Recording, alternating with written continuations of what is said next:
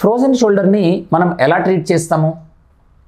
ఈ బిగుసుకుపోయిన జాయింట్ ఏదైతే ఉందో దీనిని కనుక మనము మళ్ళీ ఓపెన్ చేయటానికి ప్రయత్నం చేస్తే, అంటే జాయింట్ లోపలికి కొంత నీరు ఎక్కించి జాయింట్ని స్ట్రెచ్ చేసి కదిలించినట్లయితే కనుక జాయింట్ మళ్ళీ ప్రీవియస్ రేంజ్ ఆఫ్ మోషన్ ఇంతకుముందు మనకి ఎంతవరకు అయితే ఉండాలో అది కంప్లీట్గా మనం దీన్ని సాధించడానికి వీలవుతూ ఉంటుంది.